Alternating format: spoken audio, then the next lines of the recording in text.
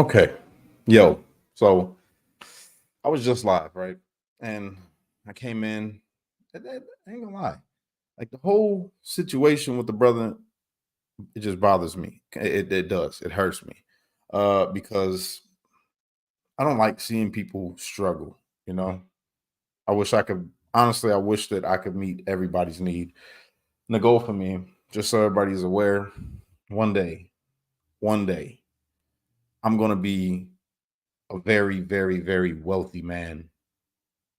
I believe that God is going to bless me with an abundance of finances. And in turn, I'm going to use them finances to help change the world and change people's lives.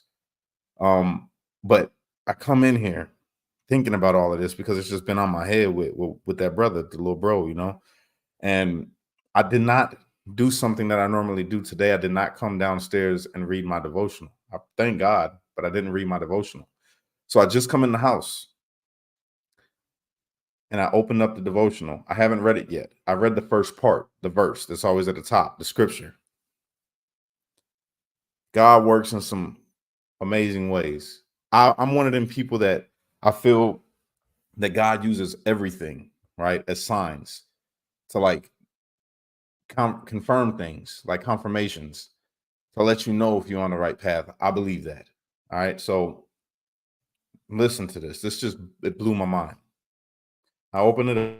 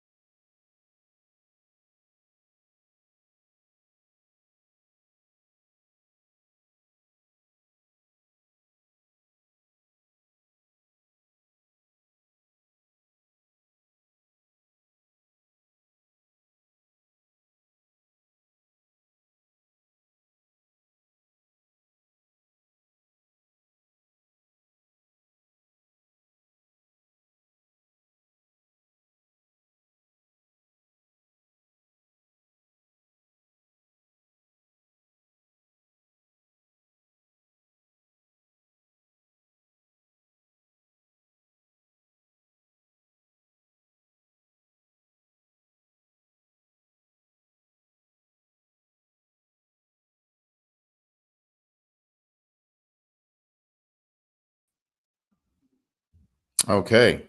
I think I'm back. I think I'm back. Sorry about that. My daughter accidentally unplugged the Wi-Fi. So yeah, my bad. That sucked. But I got to read this to y'all. Are y'all still here, or am I talking to myself? I don't even know if this thing's still going. Is it still going? Can somebody comment and let me know if you can still see me? So I'm going to read this to you all. I really do. Are we there? Anybody hear me? No? Yes? Are we there? Okay, cool. All right, sorry about that. My daughter unplugged the Wi-Fi on accident. But I want to read this devotional to you guys. And check this out. The title of it is Unexpected Majesty. I haven't read it. I only read the top verse, which gave me chills. Like, I had to call Champagne and I said, babe, come here. You ain't going to believe what the devotional is today. And she goes, read it to me. So I'm going to read it to y'all. This is what it says. Unexpected Majesty. Here's the verse. Matthew 25:40. Truly, I tell you, whatever you did for one of the least of these brothers and sisters of mine, you did for me. And that goes, man. I'm gonna read the whole devotional, see what we have for the day. I didn't get to. So say at 7:51 a.m., January 12, 2007, a young musician took his position against the wall in a Washington, D.C. metro station. He opened a violin case, removed his instrument, threw a few dollars and pocket change into the case as seed money, and began to play. He played for the next 43 minutes. He performed 6 classical pieces. During that time, 1,097 people passed by. They tossed money in at a total of 32.17. Of the 1,097 people, only 7 paused longer than 60 seconds. And of the 7, only one recognized the violinist Joshua Bell. 3 days prior to this metro appearance, Bell filled Boston Symphony Hall. His talents can command $1,000 a minute. That day in the subway station, he barely earned enough to buy a cheap pair of shoes, but no one expected majesty in such a context. Shoe shine stand to one side, kiosk to the other. This was a work day. Who had time to notice beauty in the midst of busyness? Most did not. Most of us will someday realize that we didn't either. From the perspective of heaven, we'll look back on these days, these busy, cluttered days, and realize that was Jesus playing the violin. That was Jesus wearing the ragged clothes. That was Jesus in the orphanage, in the jail, in the cardboard shanty. The person needing my help was Jesus. What can we do for Jesus? Yo, I got chills again. Oh, I got chills again because I'm telling you, all heard my last live. You heard what I said, right? And then for that to be the devotional, I don't know. But I can tell you this. I love helping people, man. I love helping people. I like to see people smile. I like to see people that are beat down, be lifted up. That's what I like. Feel like that's my goal in life, to unite people and lift people up. And one day, y'all mark my words. Listen to what I'm telling you right now. One day, I'm going to be so financially stable that I'm going to use all of it to sustain my family for sure. But I'm going to help change the world and change people's lives financially. Watch. Mark my words. Ain't going to be no hungry people where I live, in my community, in any community that I could reach. There ain't going to be no struggle that is too hard for the people that are around. We're going to feed everybody. We're going to try to clothe everybody. We're going to try to make sure that everybody got exactly what it is that they need. Try to make sure that everybody got somewhere good to sleep, I'm going to change the world. Watch. We're going to change the world. It's going to be a whole bunch of people. Like a lot of y'all watching right now, you're going to be a part of it. Mark my words. We all going to meet up at one point in time, and we're going to do some things to change the world. And it ain't going to have nothing to do with politics. We're going to accept everybody, no matter what they believe. Doesn't matter. We're just going to change the world, and we're going to do that work. That's what we're gonna do. View everybody like they Jesus. You know what I'm saying? And we're just gonna try to help. That's it. That's the goal, man. It's crazy because when moments like this happen in my life, when I do things like I did today, it's like it's reassuring. It melts away everything else, all the political banter, all the discussions about, things happening in the world with like wars and all the stuff about, bills that are getting passed and all of these things, which again, all these things are important, but it melts away in comparison to how important this issue is to me. It's like it's the most important issue. When you see somebody hurting or you see somebody struggling, to lift them up, because that's something that you can do right now. And you don't got to do like I did and go, buy nobody no food. You don't got to go and give them the shirt off your back. I mean, I recommend it. I'll always do that. I will always do that. That's just who I am. But you could give them a kind word. You can get in that conversation. You could sit there with them for a minute and hear them out, because that brother probably ain't talked to nobody on a real level in a while, and it's just good. That's like I can't even explain how I feel, I can't explain how I damn near was crying. That's what gets me. So, and I've been like that since I was a kid. I used to, in my community, there was a bunch of crackheads. And, I talked to them. I would talk to them when I was young. I was like maybe 8, 9 years old. And I was talking to this one brother. And he was like talking crap about God. You feel me? And I'm like listening to him. And my mom tells him, you should talk to my son, Cash. Talk to him, right? And my mom told me to talk to this dude. So I get to talking and I say, hey, I remember this vividly. I said, why do you think that God doesn't love you?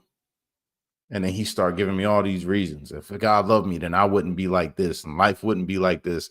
Look at where we live. And I said, well, I could tell you right now, I know God loves you. I'm 9. He's like, how do you know that? I said, well, because you're alive. You woke up. And which is the same things that I say today. These are the same messages that I get today that I had back when I was 9. Before I started to get corrupted in the gangs and all that. And even when I was in the gangs, it was the same thing. It just, you had to hide your heart more. I always had to hide my heart growing up in the community as I got older, because, people, they portray that as like a weakness when you got a heart like I got. I don't really show it a lot at all, really, especially in the day to day.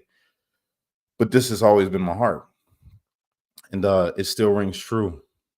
And when I said that to that man, he was shocked. He goes, how old are you? And yeah, he was like, you know what? This dude that was a crackhead, he goes, you're right. You're right. I am alive. That is proof enough. I said, that's what I know. That's how I know God loves me. I'm alive. And the dude he was shocked. But I sat with that young boy today, 19 years old, and talking with him. It made me hurt. And I'm not an empath. You know what I'm saying? But I felt that brother's pain. I've been there. It just reminded me of so much. It reminded me of when I was that young and younger, when I was homeless. And damn, that's all I can say is damn. I wish I could do more. And I'm going to. I don't wish. I'm going to. I'm going to keep working towards it. I'm going to keep working towards the streetlights. I'm telling y'all, Streetlights Unity Movement is going to be a name that is synonymous with doing God's work. That's it. It's going to be synonymous with showing the love of Christ to everybody. Mark my words. Mark my words, y'all.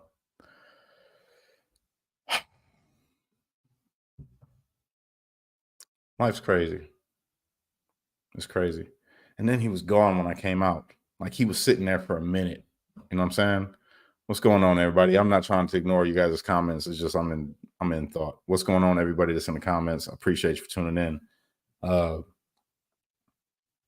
He was gone. Dude was gone when I came out, and it's like maybe he left, right? Maybe he just walked off with the food, and he went to go eat. But then there's a thought. Maybe I'm crazy for this, but then there's that thought to me, like that verse in Hebrews. You know what I'm saying? Some have entertained angels unaware. You know what I mean?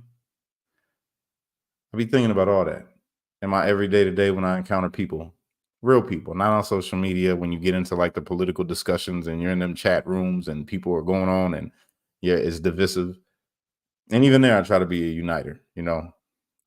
But in real life, like in the everyday to day world, when I go outside and I see these people, and then I just started after that, I started noticing things like after I pulled off from him, I noticed another man sitting over there playing a violin. And this is a shopping area. It's like all business where I was at. And there's this guy sitting there playing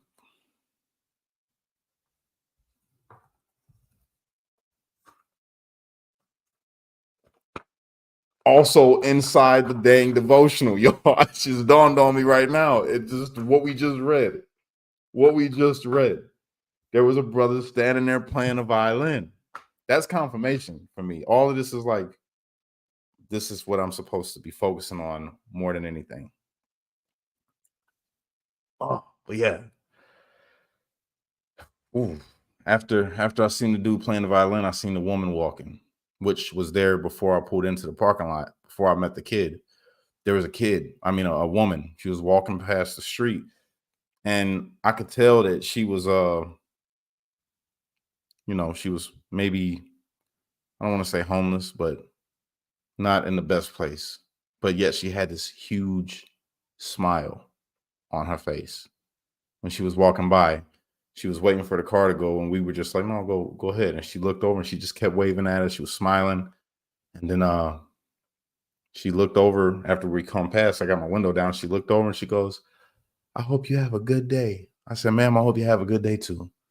And you could tell she was down on her times. Like, it was the dude that she went to go talk to was also a brother that looked like might have been homeless, maybe a problem with substance abuse. I don't know.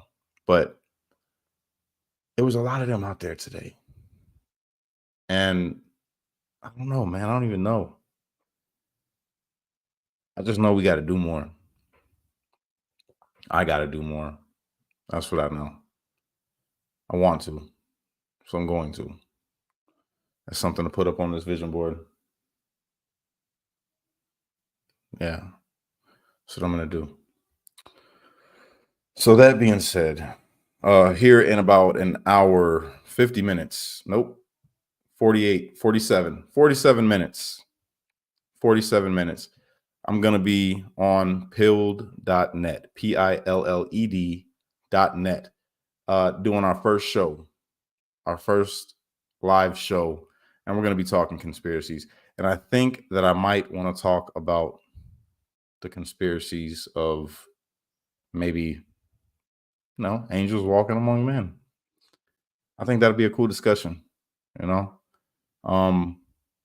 Yeah, I think I'm gonna throw that in there along with some whole other stuff too. We're gonna probably go down some rabbit holes because it's just cool discussion, and I need to distract my mind because I want to go back over there and look for that dude and see if I can, like, I got some old clothes that I can't fit no more and just drop them to him. Maybe, I don't know, a blow up mattress too. I just want to help.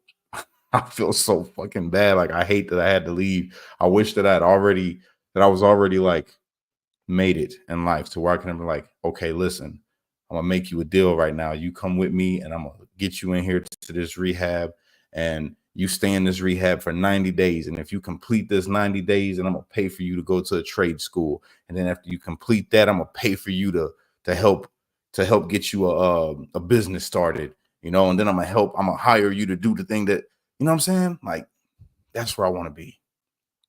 I would love to do that. I would love to do that. Did you know if somebody made $3 billion, right? $3 billion, you could spend $3 million a month for 100 years. Ain't that crazy? I think that math's right. Checks out. 3 million. I think so. Yeah. For 100 years. So yeah, we got to join the billionaire club. Somehow, some way, God's gonna make it happen. Yep. And I'm going to do right with it. I'm going to do right with it. People are going to think I'm insane.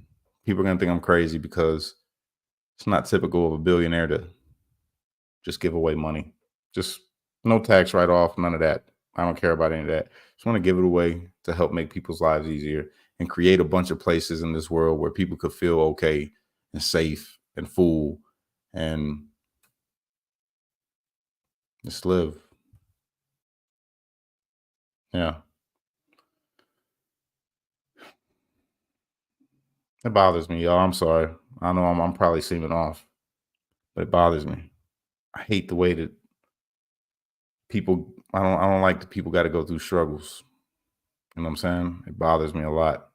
I really I just wish that there was more, I wish that there was more right now. And I know it's a process and we'll get there and I know that, but right now there's people out there that are in need. I've seen them, you know. And fuck. I hate it. I hate it. So yeah. You guys tune in tonight with me on pill.net if you are free. 7:30 Central Standard Time. That's in less than an hour. We'll be there. It's gonna be awesome. I'm gonna get weird. I'm gonna get myself together real quick and try to refocus and change my mind up a little bit because this shit bothers. When I get in this mode, I don't even understand. Like it bothers me. It does. Oh, I want to do more, you guys. I'm gonna do more. Love y'all. Unite, don't fight, be a street light because only you can be the change you wish to see in the world. And when you get too stressed out, you got to remember to pray, America. Because without God, everything falls apart. And he's the only one that can make it come back together. You won't even see the cracks in it. All right. Peace.